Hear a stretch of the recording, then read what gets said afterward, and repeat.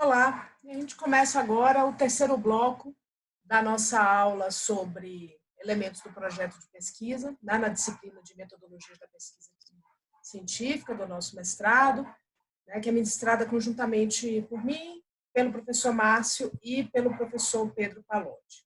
Esse bloco, esses 5 blocos que compõem essa aula, tem por objetivo apresentar elementos do projeto de pesquisa para que vocês possam realizar a pesquisa e elaborar a dissertação.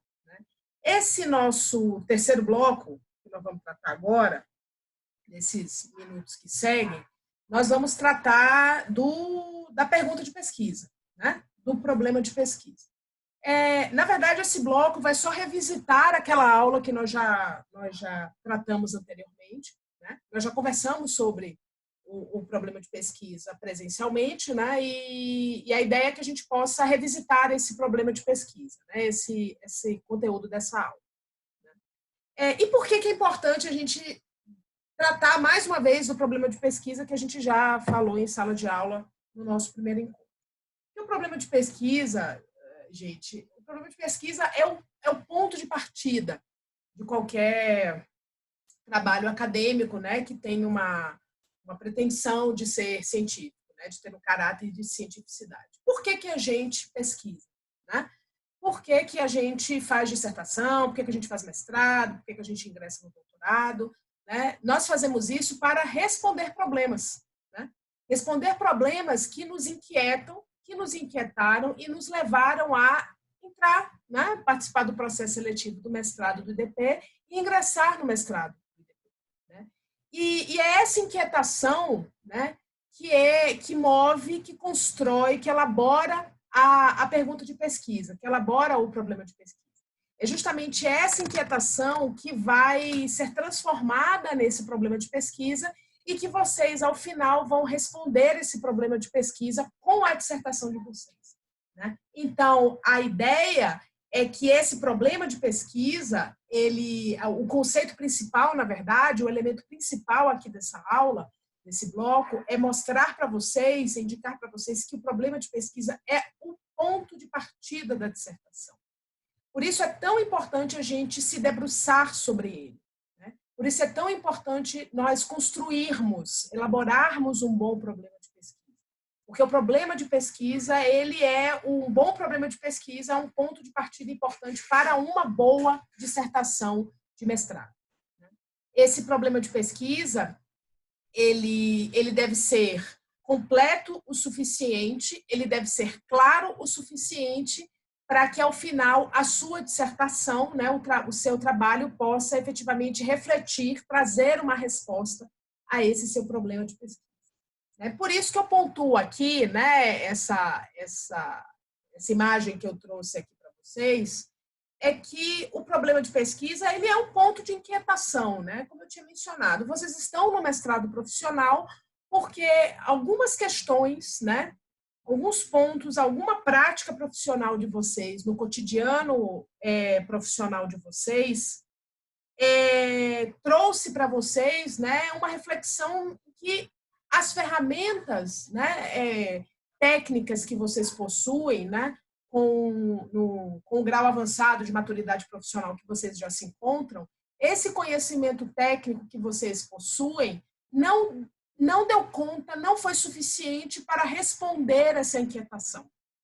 E essa inquietação, ela foi trazida aqui para o mestrado e ela se transforma nesse problema de pesquisa. Então, no final, a dissertação de vocês vai contribuir para resolver esse problema prático, esse problema da realidade da vida profissional de vocês.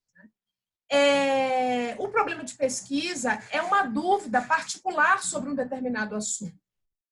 Vocês têm uma dúvida específica sobre um determinado assunto, e essa dúvida sobre esse tema, sobre esse assunto, está prejudicando o desenvolvimento das atividades profissionais de vocês, porque vocês estão no mestrado profissional. Existe uma situação que vocês vivem na prática profissional de vocês, que essa situação virou um problema para um bom desempenho da instituição que você trabalha, do órgão que você atua, das metas profissionais que você tirou para si. Então, isso também é um problema de pesquisa, isso também é uma questão que é trazida para dentro do mestrado e que se transforma num problema de pesquisa. E ainda o problema de pesquisa pode e deve ser também um déficit de conhecimento dentro de um determinado campo temático, né? Vocês já têm um conhecimento avançado da prática profissional que vocês atuam e vocês perceberam que a leitura que vocês fazem, a teoria que vocês acessam para desempenhar a atividade profissional de vocês tem um déficit, tem um buraco, tem algo faltando ali que não responde a uma determinada inquietação de vocês, né? Que não responde a essas dúvidas de vocês. Então, tudo isso, né? Todos esses elementos, a dúvida, a inquietação, um problema, uma falta de um conhecimento, tudo isso se transforma num problema de pesquisa de vocês, certo? O problema de pesquisa, né, ele justamente expressa esse incômodo com a realidade, né? É uma quebra de expectativa entre esse fenômeno, né, da realidade, né, e como esperamos que ele se comporte. Expressa uma falta, uma ausência, uma insuficiência ou uma incompreensão que deve ser sanada. Então, vejam, né, o ponto de partida de um problema de pesquisa é a dúvida, né? É a incerteza, é a insegurança, é a insuficiência, é a ausência. É muito importante a gente se desdobrar sobre o problema de pesquisa, porque o problema de pesquisa, ele não é a certeza, ele é justamente a incerteza. E construir problemas de pesquisa com vocês, que são mestrandos do âmbito de um mestrado profissional, para nós também é um desafio. É um desafio em que sentido? Né? Como eu mencionei antes, vocês são profissionais que já estão num determinado nível de desenvolvimento da atividade profissional de vocês, né? Vocês já estão no nível, né, que já tem uma estrada aí na atuação profissional de vocês, nos órgãos que vocês atuam, nas instituições que vocês trabalham e por aí vai. Então, vocês já têm muita experiência profissional. E aí vocês vêm para o mestrado trazendo essa enorme bagagem profissional que vocês já têm, e a gente precisa transformar essa bagagem profissional de vocês, somada a essas inquietações, em problemas de pesquisa. O nosso desafio é mostrar para vocês que o problema de pesquisa é essa dúvida, é esse incômodo, é essa ausência. É trabalhar com essa bagagem profissional que vocês já têm como um ganho, mas partindo de incertezas, partindo de insuficiências e de incompreensões.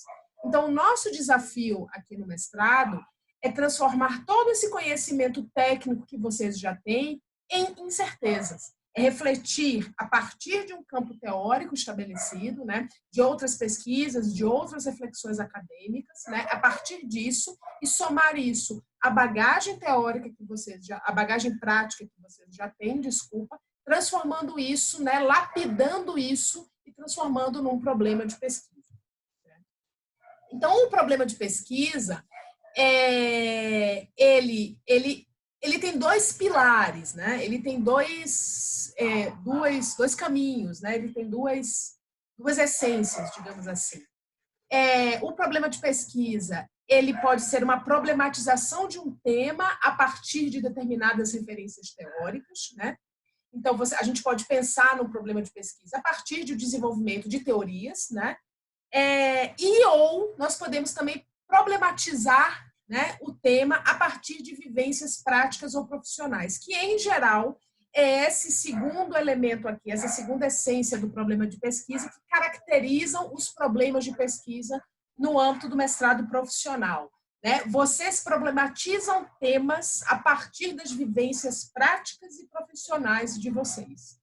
A partir das relações das equipes, relação dos atores, a coordenação dos órgãos, coordenação de políticas, governança, né? A relação entre direito e economia, né? Porque eu sei que a turma também tem um número bom de profissionais de direito, né? Então, assim, esses elementos todos, nessas vivências práticas e profissionais, elas se conformam num determinado problema de pesquisa.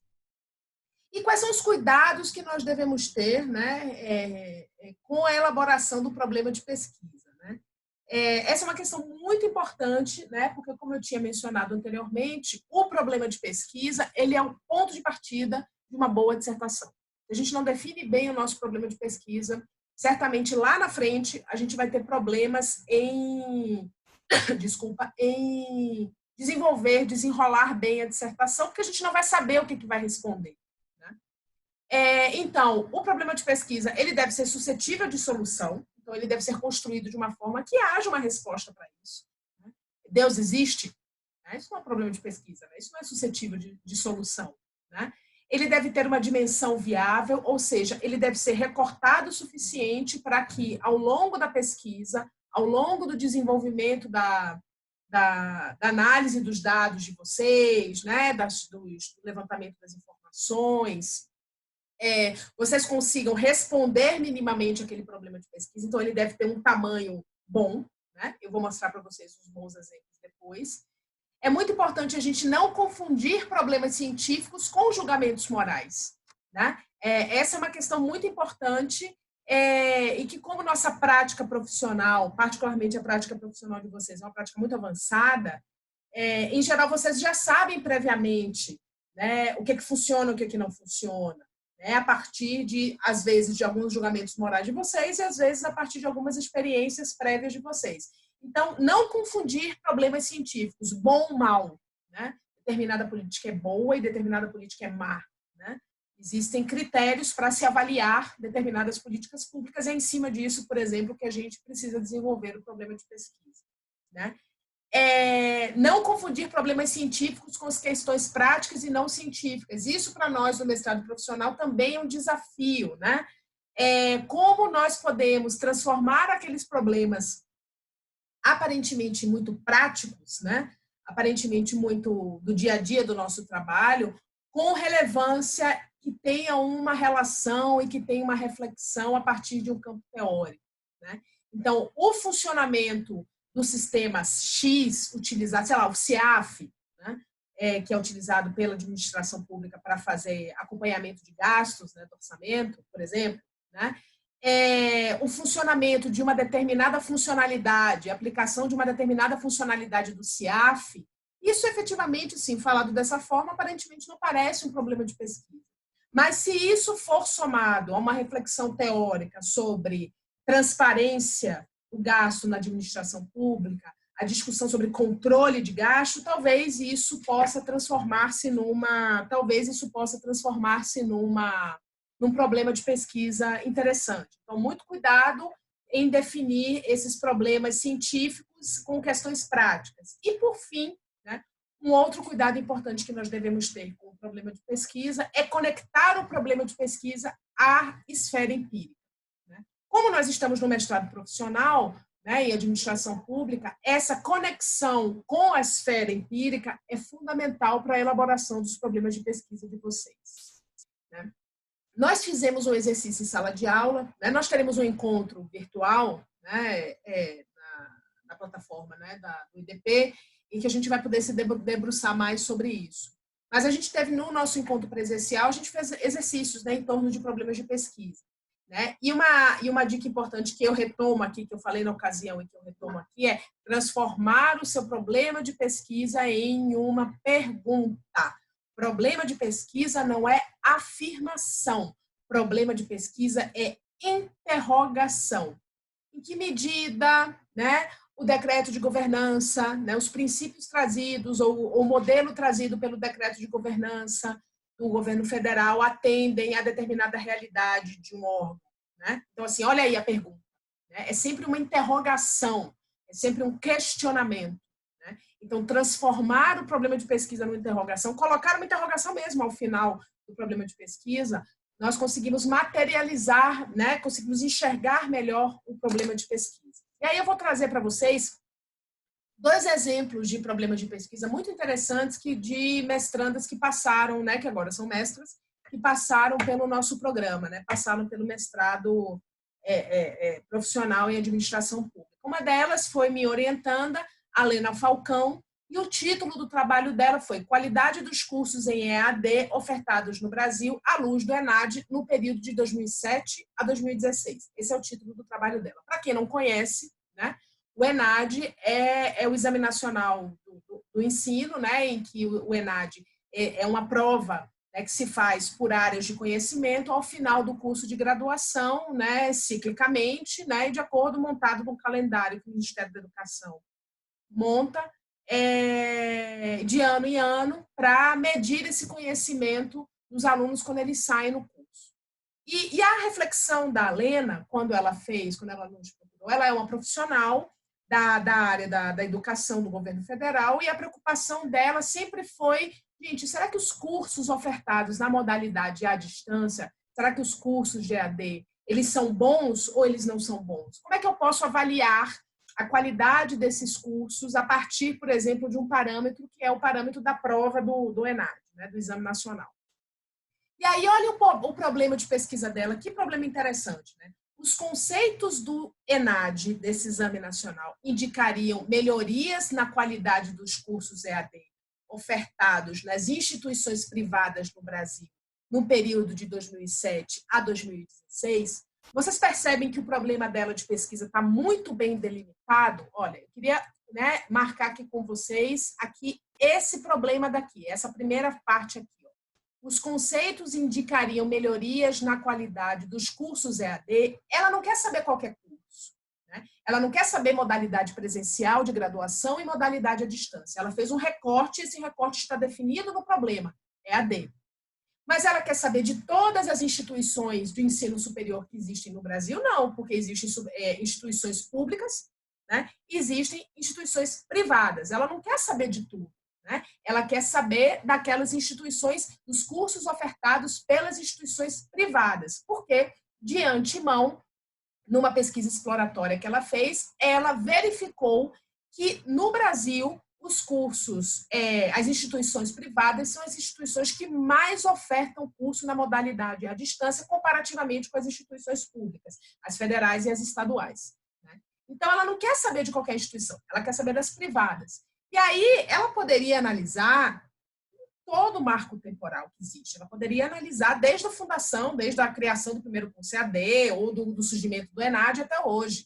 Mas ela, de uma forma muito perspicaz, ela fez um recorte temporal na análise dela, e esse recorte aparece no problema de pesquisa, entre 2007 e 2016. E por que esse período?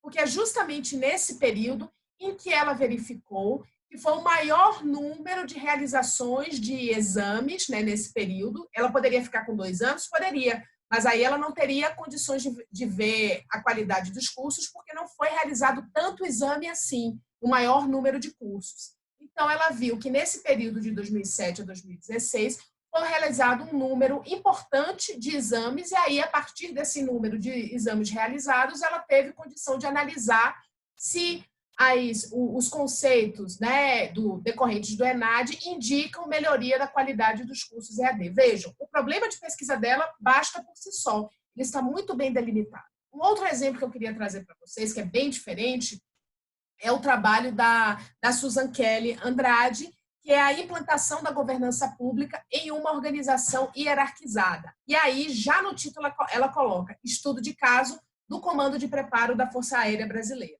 Olha, é uma outra realidade. Ela está trabalhando aqui com uma instituição das Forças Armadas, integrantes das Forças Armadas. Aí a pergunta dela é: como as particularidades inerentes aos valores, à cadeia de comando e à estrutura organizacional de uma instituição que compõe as Forças Armadas influenciam o processo de implantação da governança pública? Ela está estudando no tema da governança. Olha só que interessante. Mas ela não quer saber tudo, né? Ela quer saber de uma instituição específica, né, das Forças Armadas, que é o caso do Comando de Preparo da Força Aérea Brasileira, mas ela quer entender como as particularidades relativas a valores, cadeia de comando e a estrutura de organização dessa instituição influencia esse processo de implantação da governança. Olha só, o problema dela também está muito bem delimitado. Está delimitado por quê? Porque ela define que está no campo da governança, define que é o processo de implantação da governança pública naquela instituição, mas ela quer analisar sobre que viés, ela quer analisar sobre que ótica, de que forma as particularidades dessa instituição, quanto a valores, cadeia de comando e estrutura, influenciam, né, nesse processo de implantação da governança. Eu trouxe para vocês aqui 2 bons exemplos de de problemas de pesquisa, para mostrar para você, que os dois estão formulados em pergunta, em formato de pergunta. 2, os dois estão bastante delimitados e recortados, né, para possibilitar o desenvolvimento mais pleno, mais completo de uma dissertação.